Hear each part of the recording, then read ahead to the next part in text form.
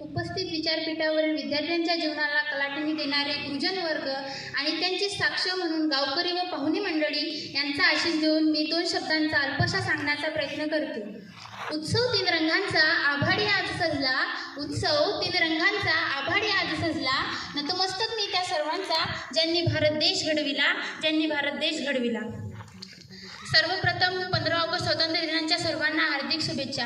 आजच आपला भारत देश स्वतंत्र झाला होता।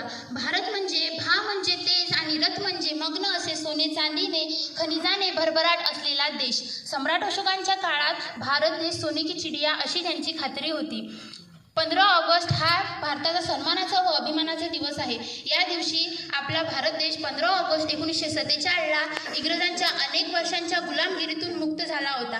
त्यासाठी अनेक क्रांतिकारकांनी आपल्या प्राणांची आहुती दिली, जसे भगतसिंग, सुखदेव, राजगुरू, चंद्रशेखर आझाद आणि त्यांच्याही अगोदर ज्या ज्या महापुरुषांनी आपले जीवन चंदनासारखे जिजून आपल्याला माणूस म्हणून नीतीवर आधारित जगण्याचा अधिकार दिला, अशा सर्व 109 महापुरुषांना मी शब्दसुमनाने नमन करते।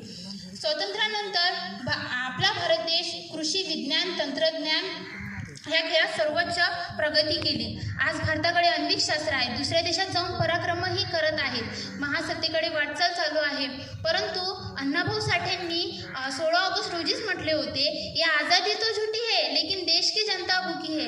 याचाच अर्थ स्वातंत्र्य तर मिळाले, परंतु वरच्यांना माता आणि खालच्यांना लाता, म्हणजेच 15% सत्ता लोकांच्या हाती गेली। 85% समाज आजही भूक, गरिबी, भ्रष्टाचार, बेरोजगार यात भटकला जात आहे।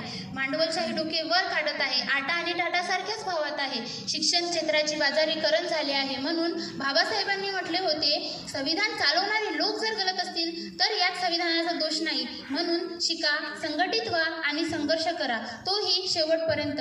म्हणून जाता जाता इथलेच म्हणेल, इथली न्यायव्यवस्था मनूची खेळणी झाली, ही संसद लुटारूची हवेली झाली। इथली न्यायव्यवस्था मनूची खेळणी झाली, ही संसद लुटारूची हवेली झाली। कुठे मांडू मी माझ्या या व्यवस्था विश्वाला, ही व्यवस्था शोषणापुढे नागरी झाली, ही व्यवस्था शोषणापुढे नागरी झाली। जय हिंद, जय भारत।